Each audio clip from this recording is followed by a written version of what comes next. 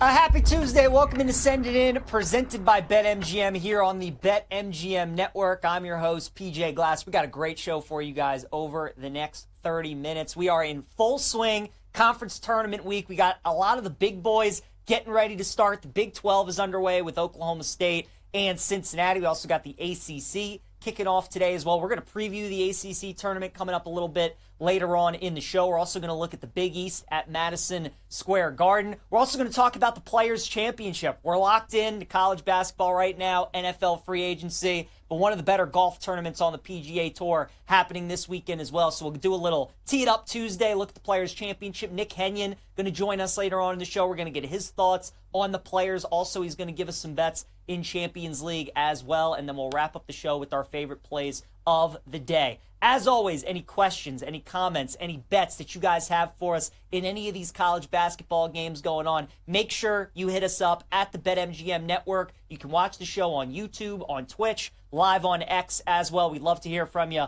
over the next 30 minutes. If you miss any part of the show, make sure you check out the Send It In podcast, available wherever you get your podcast. Let's get rolling on a Tuesday. We go to the Glasser guest line. And our Tuesday regular, Isaac Schade, joins us. Make sure you guys give Isaac a follow on X at Isaac Schade, host of Locked On College Basketball and Locked On Heels. And Isaac, as I was mentioning off the start, man, this is like when we start to feel like conference tournament week is really here, right? Some of the better games get going tomorrow, and then Thursday is when it really picks up. We got the Big 12 going on. We got the ACC starting in a little bit as well. Obviously, you know the ACC conference very well, being a North Carolina fan. So let's just start there, and let's basically just, preface it as Duke or the field. Is there anybody else that you would bet in the ACC tournament outside of the Blue Devils? First off, PJ, you're absolutely right. Tomorrow and Thursday, like every bubble team ever is in action. We've got some great double bubble games as well. That's going to be wonderful. As for the ACC, no, let's not be dumb here, right? This is Duke and more Duke. You can take a flyer on Clemson on the off chance that the Blue Devils are bored and looking ahead to next week. But if John Shire's team is 75% engaged, they're going to win this thing walking away. There are no NC States in this field. Give me the Blue Devils.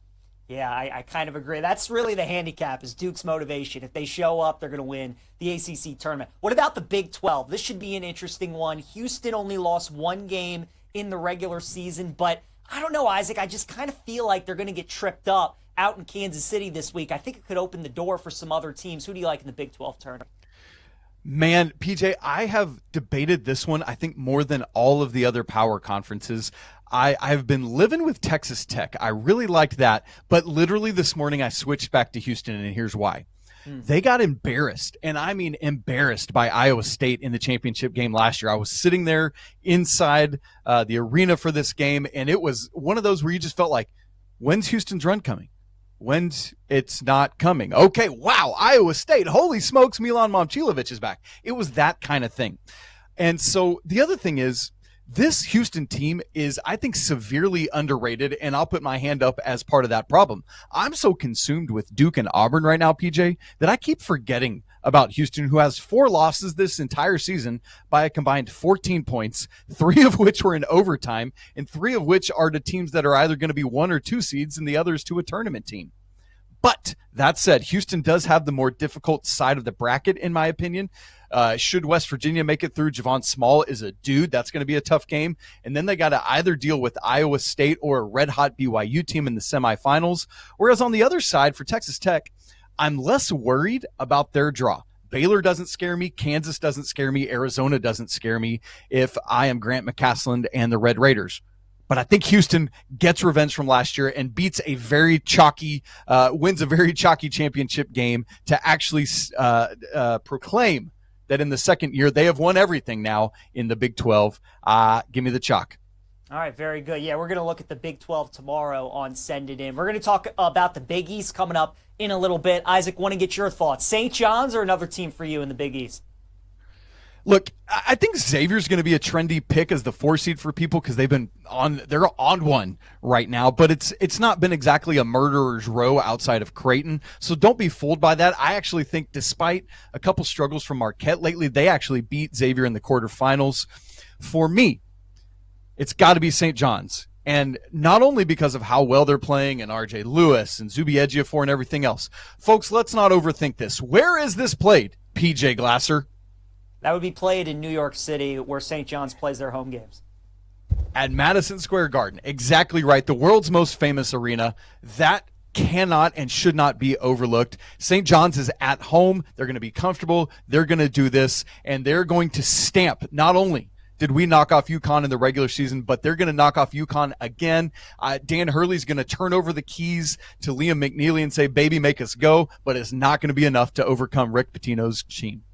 All right, what about the SEC? Everybody's been looking forward to this one. You can make a case for a number of different teams. Also, the motivation in question, right? Is Auburn going to continue to slide? Are they just waiting for the big dance? Maybe teams like Florida and Alabama as well. How do you handicap the SEC? Who do you like in that tournament?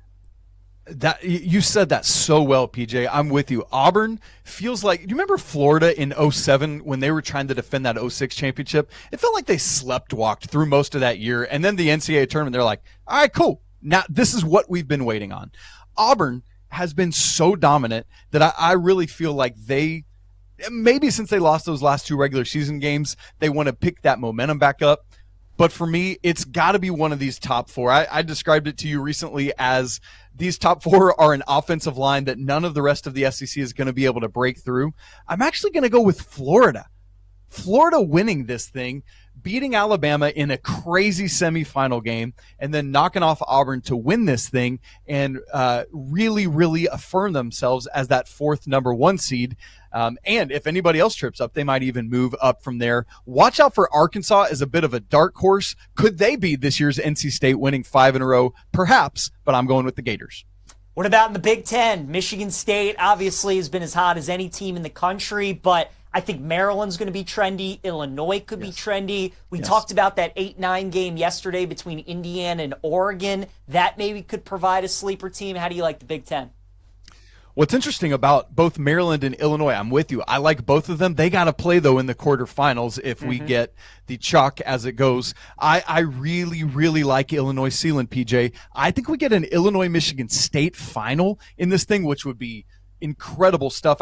Michigan has really kind of fallen off here. They're going to be in the tournament. They're safe and they're good to go. I just don't see them making it to the championship against Michigan State. And give me Illinois. This is my least chalky pick here to upset Michigan State in the championship and help overcome some of those losses they turned, bump their seeding up a little bit in the NCAA tournament. Love that for Brad Underwood's team. All right, very good. So we talked about all the Power 5 conferences, who Isaac likes to win those conference tourneys. Isaac, let's talk about some of the teams that have already clinched their spot into the big dance. Who's a team that people should keep an eye out for that you think has a chance to pull off an upset that you really like? That's a great question. As of right now, we have 7 of our 31 automatic qualifiers in. We get 4 more today. Woo, baby, let's go with that. The team I really like, PJ, is Drake. This team is 30-3 this year. The year after losing Darren DeVries to West Virginia, man, it's just like, I love it when teams do this because that means they've got things figured out. 3rd straight Missouri Valley title. America, get ready to learn the name Bennett Sturts. This is a 6'4" junior guard, 19 points a game to lead the MVC, 4 rebounds a game, 5.7 assists, 2.2 steals. He shoots 38.6 from 3 on 4.6 attempts. Just one of those do-it-all guys that, just getting up and down, throwing down a few dunks. Bennett Sturts leads Drake, and I cannot wait to see their matchup when the bracket is revealed on Sunday. I like it. Outside of Arch Madness, Isaac, I think the tournament that everybody looks forward to, the final out of the mid-majors, is in the WCC when we get pretty much Gonzaga and St. Mary's every single year in the final. We get that again tonight. St. Mary's is looking for the sweep, trying to beat Gonzaga all 3 times this season. Do you finally think the Zags get a win tonight against St. Mary's? PJ, what's that old adage? It's really hard to beat a team 3 times in a season or whatever. Yeah. Well, that's why it's going to be so crazy when St. Mary's does it tonight. For the 2nd year in a row, they beat Gonzaga in the conference championship game. How about this? 28th straight West Coast Conference final for Gonzaga. I mean, that boggles my mind. But with apologies to my dear co-host Andy Patton on Locked On College Basketball, who is a massive Gonzaga guy, St. Mary's Gales bringing it home yet again. Gonzaga going to have to play their way in. Is that Sweet 16 streak in jeopardy? I can't wait to find out. Give me the Gales. All right, very good. Isaac, before I let you go, as always, we got to get the Schade pick of the day. What's your best bet for us on this Tuesday? Man, this one does feel a little bit shady because I think this line is all sorts of messed up, PJ. I think we would describe this as a don't overthink it.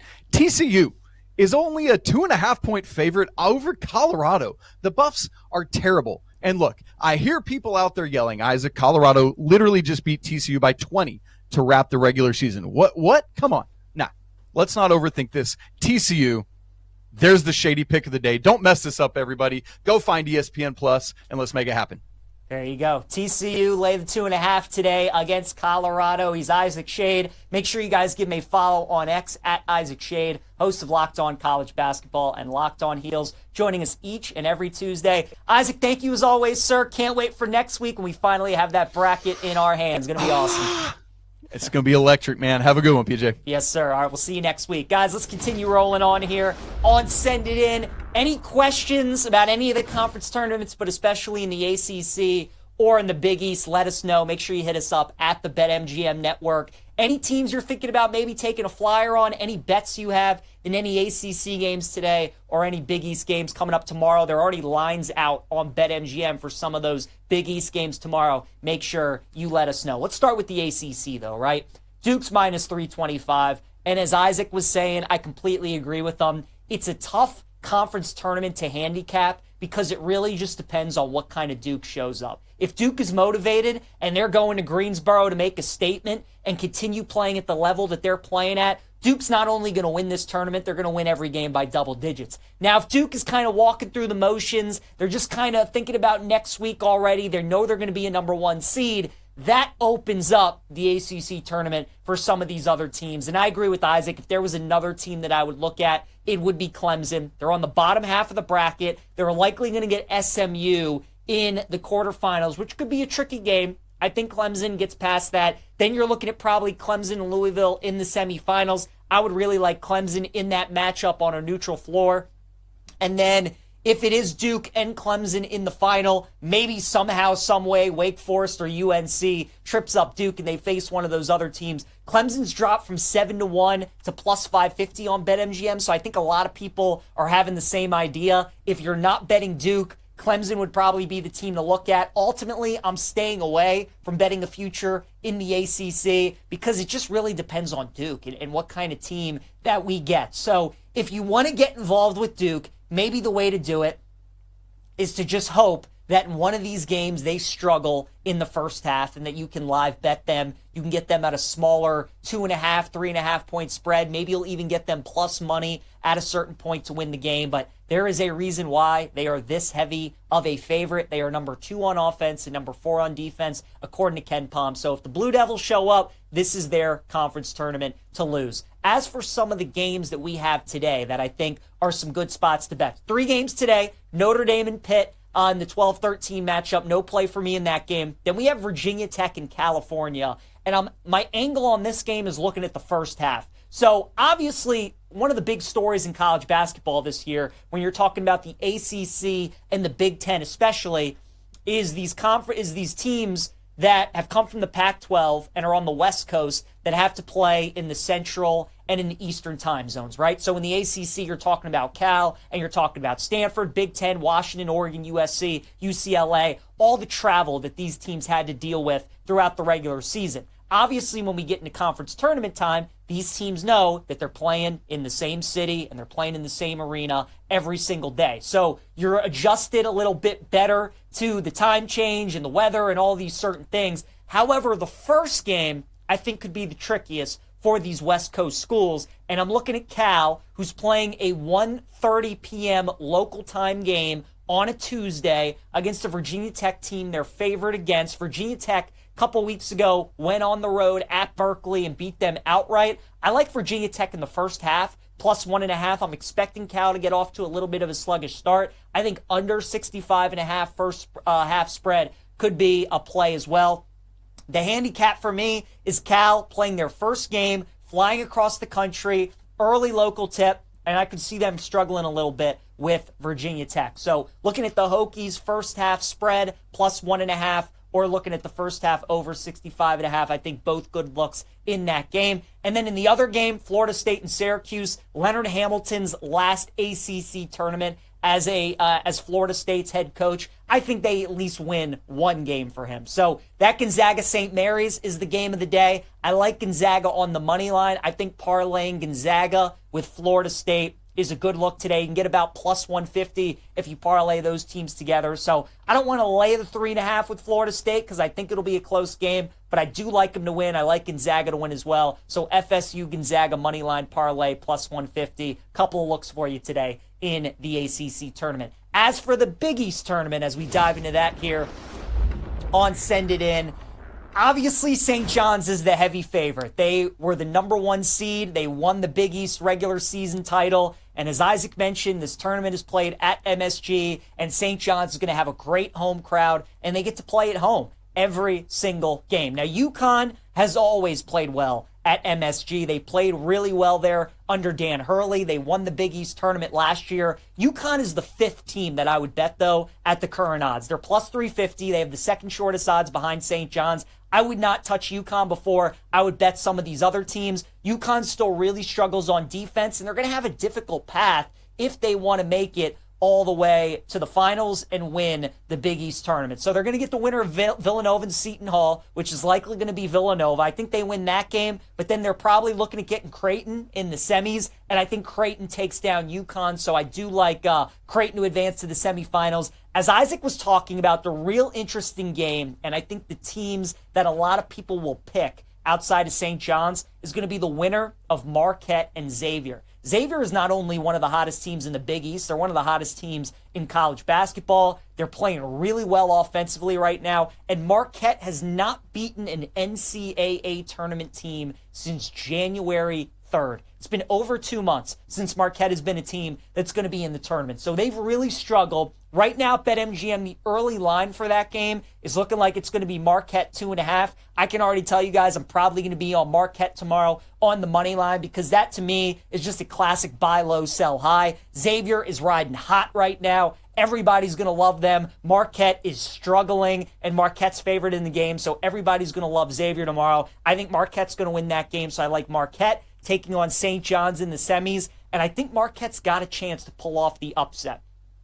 The way I see the Big East breaking down is if St. John's gets past Xavier or Marquette, I think they're going to win the Big East title. However, I think the upset would occur in the semis. I think if St. John's goes to the finals, they play UConn or Creighton. I think the Johnnies take it. The semis would be the game that I would look at where St. John's goes home. So I think Marquette's going to beat Xavier. I'm probably going to bet a little something on Marquette money line as well against St. John's. But those are the two teams that I would look at to win the Big East tournament. I think it's St. John's at plus 140, or I think it's Marquette at 6-1. I like getting these motivated teams that have really struggled down the stretch of regular season play and are looking to build some momentum heading into the tournament, and Marquette is the perfect example of that. Also, they just had a heartbreaker to St. John's, right, at home. They just lost on a buzzer beater, so you know they would love to play them 5 days later and have a chance to avenge that loss. So I'm looking at Marquette plus 600 is probably the team. St. John's, Marquette, whoever's win that semi, I think they win the Big East tournament. All right, let's do a little golfing with Glasser.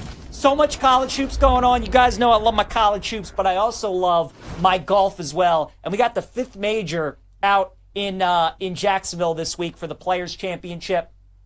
TPC Sawgrass, par 72 golf course, 7,352 yards. Anybody who's a sports fan and a golf fan especially, you think about the par 3 17th hole, the Island Green, one of the most iconic golf holes that we have, and one of the best finishes that there is in the PGA Tour with the par 5 16, the par 3 Island hole 17, and then the par 4 18 where there's water all the way down the left side. Should be another great event, should be a great field. Scotty Scheffler has gone back-to-back at the Players Championship. He's plus 500 to win this week, so Schade is starting to dip a little bit in the odds board, right? We're used to Schade being like 3-1, plus 350, 4-1. He's now dropping to 5-1, and that's because he obviously hasn't won in the last couple events that he has played in. Instead of taking Schade to win, I think the value with his prices being increasing is now taking him at top 5 and looking at getting involved there at potential plus money. 4 golfers, though, that I would keep an eye on this week. First guy is going to be Hideki Matsuyama at 28-1. 3 of the last 4 years playing at this event, Hideki has finished in the top 8. He also is in good form. He's finished in the top 25 in 3 straight events. Hideki has played well in big events throughout his career. He's obviously won the Masters before. He's a great ball striker, tends to play pretty well on Pete Dye golf courses. So Matsuyama, 28-1. I like his price. Shane Lowry is another guy that I'm looking at this week at 40-1. Shane has finished in the top 20 at this course 3 of the last 4 times that he has played, and he has also finished 11th or better in 3 of his last 4 starts. He had the lead in the second round of the Arnold Palmer Invitational last week. Shane has been playing really good golf, and I think he's going to play really good yet again. I like his price at 40-1. Keep in mind, Russell Henley was 40-1 last week. I think Shane Lowry could be this week's Russell Henley. And then 2 long shots I have my eye on. I'm going back to the well with Nick Taylor again because we're getting a great price on him at 100-1. I think he shows up and he performs well. And then the other guy that I would look at is Doug Gim at 125-1. Gim, 2 of the last 3 years at this golf course, has finished 16th or better. He also was tied for 11th in his last start. He's extremely accurate off the tee, which you need to be here because there is danger off every tee shot and every iron shot as well. And he's also a great ball striker. He ranks 9th right now on the PGA Tour in strokes gained tee to green. And that is the key metric you're looking for this week at the Players' Championship. So a couple long shots I would look at. I also like Doug Gim for first round leader at 90-1 as well. So those are a couple golfers that I like. Let's find out what our next guest, Nick Hennion, likes. You can give Nick a follow on X at Nick Hennion, senior writer for BetMGM. Nick, as always, love to get your golf thoughts, but first, let's start with some soccer because we got some Champions League matches going on today. We got some going on tomorrow, and certainly the one that caught my eye was Liverpool and PSG. Nick, any thoughts on that game today? Any bets for you?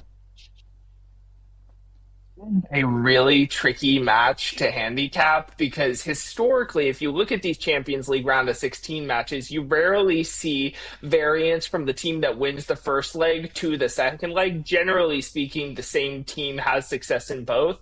Liverpool are so lucky that they have a 1-goal advantage from that first leg. Expected goals finished, I think it was negative 1.6 in Liverpool's direction. Post-shot expected goals, their goalkeeper kept out 2.3 goals over expected. That is crazy in terms of sustainability moving forward. Liverpool haven't lost at home, though, since, the early September. And the price is saying that PSG is a better team. The level of competition they've faced this year leaves a lot to be desired. So last I looked, Liverpool draw no bet was minus 140. I think that's a little rich on the Reds, but I think it would be Liverpool or nothing for me. But no bets on the game for me so far. All right, very good. Well, Nick, no bets in that game, but we have some other games later today. We also got some games tomorrow as well. So give us any other bets that you have your eye on for either today or tomorrow in Champions League. Kicking off in about 20 minutes, so get your bets in while you can. I like over 3.5 goals in Benfica against Barcelona. It is interesting. These teams have played 2 times in the Champions League this season. First one, 5-4 Barcelona. The most recent meeting, 1-0 Barcelona, but they got a red card very early in that match, which sort of flipped the script a little bit because it was Barcelona that had to play from a counterattacking perspective. Normally, that's Benfica. When they do that, they are very vulnerable in defense, and it allows chances for Barcelona to kind of break down their low block and generate a lot of chances. They have really done well attack-wise at home this year. I mean, they played Bayern Munich at home, Barcelona did, and generated almost 3 post-shot expected goals. So I personally think there's a chance Barcelona can beat this total on their own, but their defense is so just vulnerable to mistakes that I would not be surprised if you see some goals from Benfica, especially when they get to play on the counterattack compared to the first leg. So over 3.5 goals, Barcelona and Benfica, give me that. That is today at 12:45 Central Time. All right, there you go. Yeah, so 20 minutes to get that bet in. If you're listening to Send It In, that's why you listen to the show. We get you bets that start in about 20 minutes. Nick, let's go to golf. We got the Players' Championship this week. Always a really interesting event to handicap just because of all the volatility that you see through the years. There's danger lurking on every shot. What should people be looking for this week if they're handicapping the Players' Championship? What are some of the things that go into your model when you're looking at golfers? I'll be honest with you, PJ. It's been a pretty difficult week for me to whittle the field down to the guys I really want to end up on. But I think what I'm slowly realizing is you just want the guys who are going to stay dry, first of all. There's water on a lot of these holes, so you want the guys who can position themselves well off the tee and then capitalize on their approach games. And then you need to hit a lot of greens and you need to make a lot of birdies. So birdies are better gained, greens and regulation gained, along with strokes gained, tee to green, and approach are basically the 4 key stats that I'm looking at. Amongst other things, you can go and read how my full model is on the Roar blog right now. You can check that out as far as how I built it out. But keep dry, great approach play, greens, birdies. That's pretty much it. There you go. Well, who are some of those guys that fit the model this week, Nick? Who are some golfers you're eyeing? As far as the top of the board, you find me in an interesting part of my handicapping process because I'm still deciding on whether I want to torture myself with Justin Thomas once again, or if I'm going to take, I'm going to respond to Colin Morikawa's convincing performance at Bay Hill and back him at a venue where he has not had a lot of success. Thomas, of course, a former winner here at the Players. So I'm currently deciding which of those 2 short shots I want to bet. But one guy I like a lot this week is Sepp Straka at 33-1 for an outright, plus 160 for a top 20 finish. There aren't many flaws you can point to with Straka. I mean, he's second in the field in birdies or better gained this calendar year, second in greens and regulation gained. He has finished inside the top 16 in 2 of his last 3 starts at TPC Sawgrass, and has a really strong tee to green record, 9th this calendar year, 4th on approach. So I really like his profile coming off of 5th at the Arnold Palmer Invitational. He's shown he can do it in these elite fields. So Sepp Straka first on my list. I'll be quick here. We share an opinion on Shane Lowry at 40-1. The only nugget I'll add to your earlier analysis, PJ, is that of his strokes gained tee to green record and strokes gained approach record, 60% of his tee to green output has come in the last 2 events. 87% of his approach output for the season has come in his last 2 events. So echo what you said earlier, Shane Lowry, 40-1, another sort of short shot that's going to make my card this week. I like it. All right, Sepp Straka, Shane Lowry, a couple golfers to keep an eye on this week. Nick Hennion joining us. Make sure you guys follow Nick on X. At Nick Hennion, senior writer for BetMGM, joins us each and every Tuesday here on BetMGM. Nick, always appreciate the insight. Good luck in Champions League today, tomorrow, and in the Players, sir. We will talk to you next week. All right, sounds good. Appreciate you, PJ. Absolutely. All right, guys, we've got a minute left here to wrap up the show. Let's get through our best bets of the day. We'll start in the NBA, our prop block. We're going to take Jalen Duren over 13.5 points tonight against the Wizards. It's pretty simple. You just bet the big men against the Wizards. I think Duren's going to feast tonight against Washington, so we'll go over 13.5 points for Jalen Duren. Dog of the day is going to be in the Big 12 tonight. Give me Arizona State, plus 6.5 tonight against Kansas State. Kind of think ASU could be live in that game. You look at these teams, and this spread really should be about 2.5. So the fact that it's at 6.5, I think is way too high. We're adjusting way too much to the fact that Kansas State obviously is going to have a good home court advantage playing in Kansas City, but I like the Sun Devils plus the points. And then my best bet, folks, every year in one of these conference tournaments, you get like 1 or 2 team of destiny type feels. If you're following college basketball right now in the CAA tournament, Delaware is the first 12 seed ever to make it to a conference tournament. We're taking them plus 8.5. We're taking them on the money line as well. I'm riding the Blue Hens all the way to the finish line. I think they're going to complete the job. So that's my best bet. We'll take Arizona State, my dog of the day, Jalen Duren, over 13.5 points as my prop lock. Thanks again to Isaac Schade, Nick Hennion for joining us today on the show. Hope you guys enjoyed college hoops. We'll see you again tomorrow.